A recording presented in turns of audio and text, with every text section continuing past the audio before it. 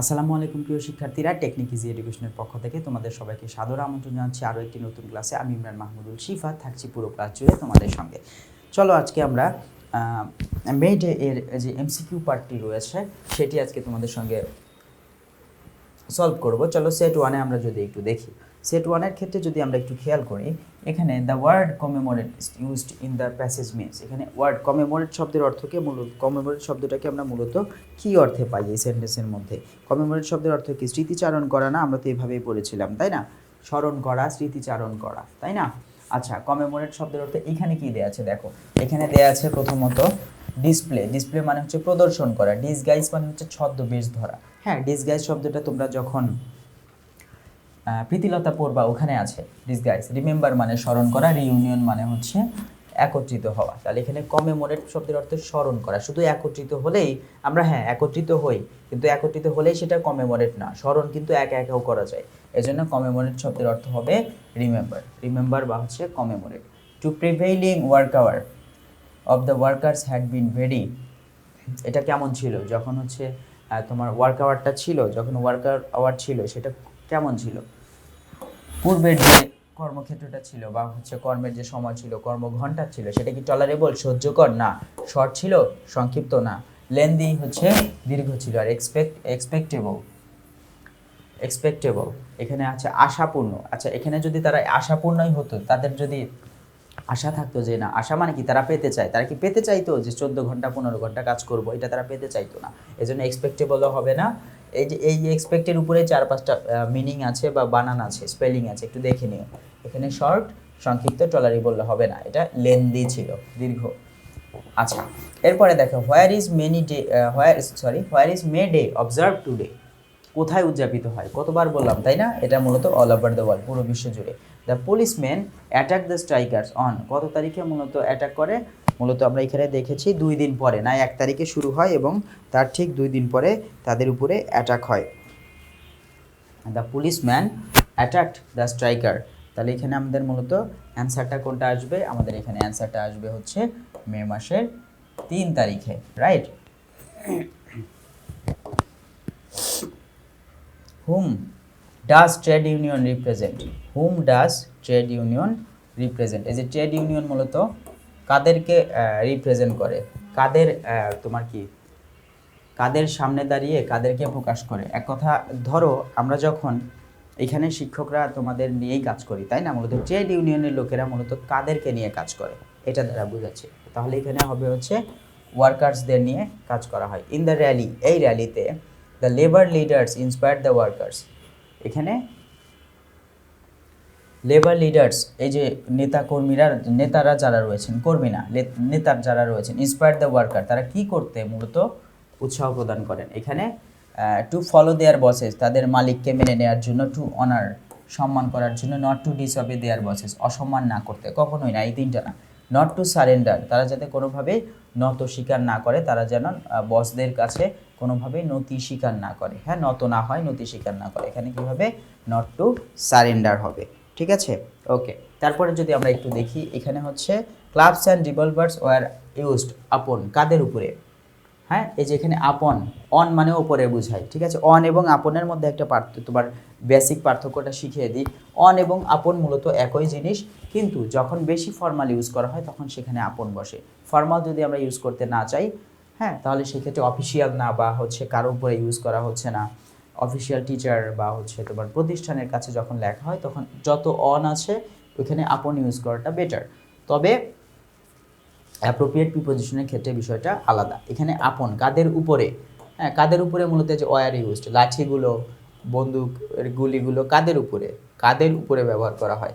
মূলত এখানে পুলিশম্যান নিজেরা ইউজ করে, তাহলে তাদের উপরে তো আর হয় না। ট্রেড ইউনিয়ন লিডাররাও মার খায়নি, মালিকরাও তারাও মার খায়নি, তাহলে এখানে মার খেলো কারা? এখানে মার খেয়েছে হচ্ছে স্ট্রাইকার্স বা হচ্ছে যারা ধর্মঘট করেছিল, ধর্মঘটকারী যারা, তারাই মূলত এখানে আঘাতপ্রাপ্ত হয়েছিল, তাদেরকেই আঘাত করা হয়েছিল। আমরা সেট 2-তে যাই। To stop exploitation worker should not, এই যে উদ্দেশ্য কি? স্টপ করবে, বন্ধ করবে। তারা কি বন্ধ করতে চায়? এক্সপ্লয়টেশন। যারা যদি শোষণ বন্ধ করতে চায় তাহলে ওয়ার্কার্স মানে কর্মী যারা আছে তাদের কি করা উচিত না? Express their opinion in public. আচ্ছা, তাহলে তারা যদি শোষণ বন্ধ করতে চায় তাহলে পাবলিকলি তাদের কথা বলা উচিত না, এটা কি ঠিক হবে? কখনোই না। Rule out any unfair condition by their bosses. ঠিক আছে, এখানে রুল আউট বলতে কি বোঝাচ্ছে? Rule out any unfair condition by their bosses, speak meekly, আর হচ্ছে থিঙ্ক অফ দেয়ার প্রিভিলেজ। এখানে দেখো আনফেয়ার কন্ডিশন যেটা রয়েছে সেখানে এখানে তোমার রুল আউটের কথা বলা হচ্ছে। আর স্পিক মিকলি, এখানে দেখো স্পিক মিকলি শব্দের অর্থ কি? স্পিক মিকলি মানে হচ্ছে মিন করে কথা বলা, অস্পষ্টভাবে কথা বলা। তাদের যখনই দেখবা যে ভুল কিছু চোখের সামনে আসতেছে বা শোষণ করা হচ্ছে, তাদেরকে অবশ্যই দৃঢ়ভাবে কি করতে হবে? প্রতিবাদ করতে হবে। তাদেরকে কি করতে হবে? দৃঢ়ভাবে প্রতিবাদ করতে হবে। যখনই দৃঢ়ভাবে প্রতিবাদ করবে তখন কিন্তু এটা থাকবে না। যেহেতু নট আছে এই জন্য শুড নট স্পিক মেকলি, তাদের কোনোভাবেই মানে কি মিন করে কথা বলা বা অস্পষ্ট কথা বলা উচিত না। তাদেরকে মানে বহিঃপ্রকাশ করা উচিত যে আপনি যেটা করছেন, আপনারা যেটা করছেন সেটা হচ্ছে অপরাধ। তবেই দেখা যাবে তাদের উপরে শোষণটা কমে আসবে। থিঙ্ক অফ দেয়ার প্রিভিলেজ শব্দের অর্থ হচ্ছে হলো সুবিধাগুলো চিন্তা করা। Should not think of their privilege, তারা তো কাজ করতেছে নিজের ইনকামের জন্য, সেখানে সে চিন্তা করবে না নিজের সুযোগ সুবিধাগুলো। এটা হবে না, এটাও হবে না, এটাও হবে না। ঠিক আছে, এই যে এখানে এটাও হবে না, মেনে নেওয়া তো হবেই না। তাহলে এখানে কি করতে হবে? তাদেরকে অবশ্যই কি করা যাবে না? স্পিক মেকলি, মিন করে কথা বলা যাবে না। আচ্ছা, তারপরে আমরা যদি একটু দেখি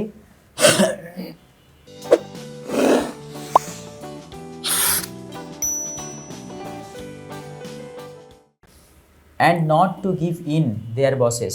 এখানে নট টু গিভ ইন, এখানে নট টু গিভ ইন মানে হচ্ছে মেনে নেয়া। তাহলে এখানে গিভ ইন অর্থ এখানে কি বুঝাচ্ছে? লেন্দি তো হবেই না, এক্সপেক্টেবল তো হবেই না। এক্সপেক্টেবল মানে হচ্ছে কি তোমার মেনে নেয়ার মতো বা হচ্ছে চাহিদা সম্পূর্ণ এরকম বোঝায়, আশাপূর্ণ। শর্ট মানে হচ্ছে সংক্ষিপ্ত না। টলারেবল মানে হচ্ছে সহ্যকর। কোনোভাবেই যাতে তারা কি না করে নেয়, সহ্য করে না নেয়। তাদের মালিককে যাতে তারা কি করে না নেয়, তাদের মালিককে যাতে কোনোভাবেই সহ্য করে না নেওয়া হয়। এখানে গিভিন শব্দের অর্থ হচ্ছে টলারেবল। ওকে ওকে, তারপরে আমরা যদি একটু দেখি during the industrial revolution the workers in mills and factories had an. যখন মূলত কি হয়েছে? এই ইন্ডাস্ট্রিয়াল শিল্প বিপ্লব হয়েছিল, the workers in mills and factories had a অথবা অ্যান, তারা কি পেয়েছিল? ফেভারেবল মানে হচ্ছে পছন্দসই, তারপরে হচ্ছে স্যাটিসফ্যাক্টরি মানে হচ্ছে পছন্দসই, অ্যাকর্ডেন্ট এনভায়রনমেন্ট এটাও পছন্দসই হবে। এটা কি পছন্দসই হবে? হবে না। আর হচ্ছে অ্যাডভার্স মানে হচ্ছে তোমার কি বোঝানো হয়? অ্যাডভার্স শব্দের অর্থ হচ্ছে বিপরীত। হ্যাঁ, প্রতিকূল পরিবেশ। প্রতিকূল মানে তারা যেমনটা চায় এটার বিপরীতটা তারা পেয়েছিল। তাহলে এখানে ডিনোমিনেটরটার জন্য এখানে অ্যান্সার কি হবে? Adverse environment. ঠিক আছে, এইটা হবে। আর why is May first observe, এখানে মে মাসের যে 1 তারিখ এটা উদযাপিত হয় কি হিসেবে? To remember the people who worked long hours. এখানে সেই মানুষ যারা দীর্ঘ সময় কাজ করতে চায়নি সেই মানুষগুলোকে স্মরণ করতে 1 তারিখ উদযাপিত হয় না। তাছাড়া আর কি কারণে উদযাপিত হয়? Two honour the historic struggle of working people. Historic struggle, তারা যে সংগ্রাম করেছিলেন সেই সংগ্রামকে স্মরণ করতে। Two remind the workers that have to work hard, যাদেরকে কঠোর পরিশ্রম করতে হতো তাদেরকে স্মরণ করতে। আর হচ্ছে to gain better working condition, better pay and better lives, এটা পাওয়ার জন্য স্মরণ করা হয়। এটা স্মরণ করা হয় তাদেরকে সম্মান করতে যারা একটা স্ট্রাগল করে আছে, ঐতিহাসিক স্ট্রাগল করেছিল। যারা ঐতিহাসিক স্ট্রাগল করেছিল তাদেরকে স্মরণ করতেই মূলত এই দিনটি উদযাপিত হয়। ওকে, এরপরে আমরা যদি একটু দেখি ই নম্বরে, চলো দেখি মে ডে ইভেন্টস। এখানে অকিউড, হ্যাঁ অকার্ড বলা যায়, occurred better. May Day events occurred in the dash century. এই যে মে ডে ইভেন্টস এটা কত সালে হয়েছিল? 1886 সাল। আর আমরা জানি 1886 সাল মানে হচ্ছে 19 শতক। তাহলে এখানে কি হবে? 19th। এখানে অ্যান্সার হবে হচ্ছে 19th। হিস্টোরিক্যাল মানে হচ্ছে ঐতিহাসিক। ঠিক আছে, হিস্টোরিক্যাল শব্দের অর্থ হচ্ছে ঐতিহাসিক। এখানে ট্র্যাডিশনাল আছে, প্রিমিটিভ আছে, তারপরে আর কি কি দেখতে পাচ্ছি? এখানে আমরা আরও যদি একটু দেখি তাহলে এখানে আমরা দেখতে পাবো ইনসেপশন আর হচ্ছে হিস্টোরিক, তাই না? তাহলে এখানে আমাদের এফ নম্বরের অ্যান্সারটা কি আসে? এফ নম্বরের অ্যান্সার আসবে হচ্ছে হিস্টোরিক শব্দের অর্থ হচ্ছে ঐতিহাসিক। ইনসেপশন শব্দের অর্থ হচ্ছে তোমার যোগ সাজস বোঝানো হয় বা হচ্ছে কমন যেটা সেরকম বোঝানো হয়। প্রিমিটিভ মানে হচ্ছে অনেক আদিম, একদম আদিমকাল। ট্র্যাডিশনাল মানে ঐতিহ্যগত বোঝায়। হিস্টোরিক মানে ঐতিহাসিক বোঝায়। ইতিহাস সংক্রান্ত বা অতীত সংক্রান্ত। The workers demand was to dash worker time, কাজের সময়কে সাস্টেইন মানে হচ্ছে যেটা আছে সেটাই রাখা, অ্যাসাইন মানে নতুন করে বানিয়ে, অ্যাসাইন শব্দের অর্থ কি, নতুন করে যুক্ত করা, এমনিতেই সময় কাজ করে তারা সময় পায় না, আরও টাইম যুক্ত করবে না, আপগ্রেড করা, আপগ্রেড মানে কি সময়টাকে আরও বাড়িয়ে দেয়া, এখানে রিডিউস মানে হচ্ছে কমানো, তাহলে এখানে তাদের ডিমান্ড ছিল টু রিডিউস কমানো, ঠিক আছে। Okay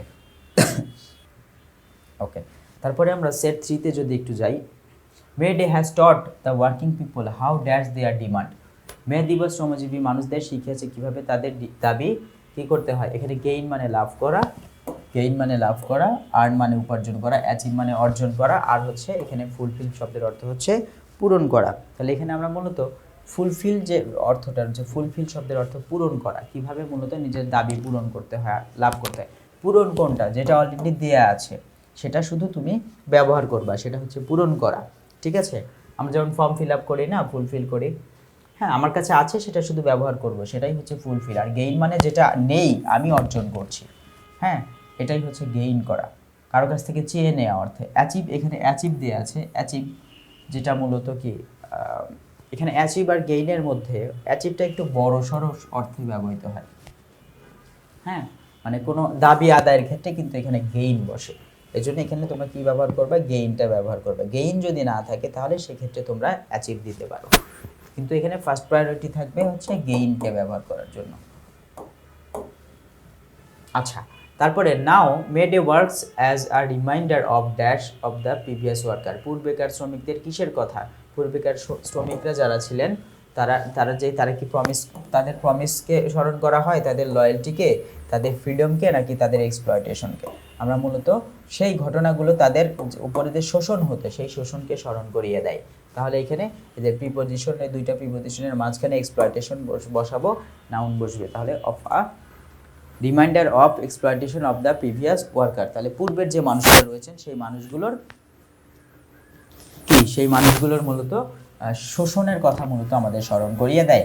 the passage highlights the importance of, এটি মূলত তুলে ধরে কিসের গুরুত্ব, ইম্পর্টেন্স অফ ড্যাশ, তাহলে এখানে ইম্পর্টেন্স অফ ওয়ার্কার্স ইউনিটি। এখানে দেখো, এখানে ট্রেড ইউনিয়নের মানে শ্রমিক নেতাদের যারা আছে, শ্রমিক যে ট্রেড বাণিজ্য সংস্থা যেটা রয়েছে বা শ্রমিক ইউনিয়ন যেটা রয়েছে তাদের গুরুত্ব তুলে ধরে, শ্রমিকদের গুরুত্ব তুলে ধরে, the sacrifice of the worker, শ্রমিকদের ত্যাগের গুরুত্ব তুলে ধরে, নাকি ওয়ার্কার্স ইউনিটি। দেখো এখানে কিন্তু ইউনিটিটাই আসল, ইউনিটি যদি না থাকতো, 5-10 লোক শুধু যদি এখানে বসে থাকতো তাহলে কি কিছু হতো না, ঠিক আছে। এই জন্য এখানে কি হবে, অ্যান্সারটা হবে হচ্ছে ওয়ার্কার্স ইউনিটি, মানে হচ্ছে শ্রমিকদের যে নিজেদের মধ্যে ঐক্য রয়েছে এটার গুরুত্বকে বোঝানো হয়েছে। Which of the following is an outcome of the event of the May 1, 1886, 1886 সালের 1 তারিখে যে ঘটনাটি ঘটে সেই ঘটনার আউটকাম বা ফলাফল কী ছিল। তারা যে তোমার আন্দোলন শুরু করে 1 তারিখ থেকে, তাহলে এই যে 1 তারিখ থেকে যে আন্দোলন শুরু করলো, তাহলে সেই 1 তারিখের আন্দোলনে এখানে কি হয়, টুডে দ্য ওয়ার্কার্স আর ডিটার্ড ফ্রম দেয়ার রাইটস, তারপরে হচ্ছে এখানে দূরে থাকা আর কি, বা হচ্ছে ডিটার্ড মানে হচ্ছে বিচ্যুত, এরকম তাদের অধিকার থেকে তারা বঞ্চিত। আচ্ছা, তারপরে দেখো today the workers are deprive of their wages, তাদের মজুরি থেকে বঞ্চিত, এই যে ডিপ্রাইভ অফ মানে বঞ্চিত। টুডে ওয়ার্কার্স এনজয় সাম বেনিফিটস, কিছু এখানে তারা কিছুটা সুবিধা উপভোগ করছে বা কিছু সুযোগ সুবিধা উপভোগ করছে। Today the workers seldom raise their voice for their benefits, তাদের উপকারের জন্য তারা খুবই কম কি করে, তাদের কণ্ঠস্বরকে উঁচু করে বা তারা গর্জন তুলে। তাহলে এখানে টুডে ওয়ার্কার্স এনজয়, কিছুটা সুযোগ সুবিধা তারা উপভোগ করে।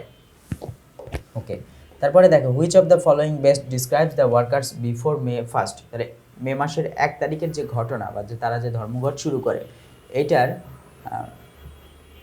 পূর্বের ঘটনাটা কেমন ছিল, মানে এদের পূর্বে মূলত যে অবস্থাটা ছিল সেই অবস্থাটাকে তুমি কিভাবে বর্ণনা করতে চাও, তাহলে সেই অবস্থাটা কেমন ছিল। বেনিফিটেড শব্দের অর্থে সুবিধাভোগী, বেনিফিটেড শব্দের অর্থে সুবিধাভোগী, ওইটা আমি কি সুযোগ সুবিধা বেশি ছিল। প্রিভিলাইজড মানে বিশেষ অধিকার প্রাপ্ত বা হচ্ছে বিশেষ সুবিধা প্রাপ্ত না, ওই সময় মানুষ বিশেষ সুবিধা পেত না। সলভেন্ট শব্দের অর্থে সচ্ছল, তারা সচ্ছল থাকলে তোমার 1 তারিখে মাঠে নামবে কেন, 1 তারিখে তারা কেন ধর্মঘট করবে, কোনোভাবেই সেটা সম্ভব না। ডিপ্রাইভড মানে বঞ্চিত, তাহলে এখানে অ্যান্সারটা হবে deprived.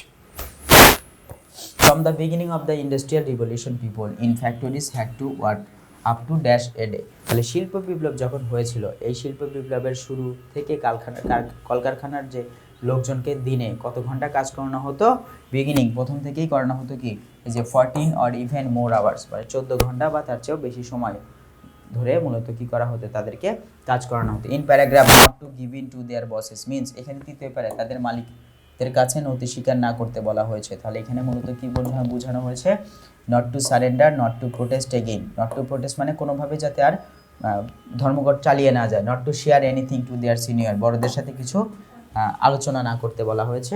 Not to give any chance to owner, মানে মালিকদের যাতে কোনো সুযোগ না দেওয়া হয়।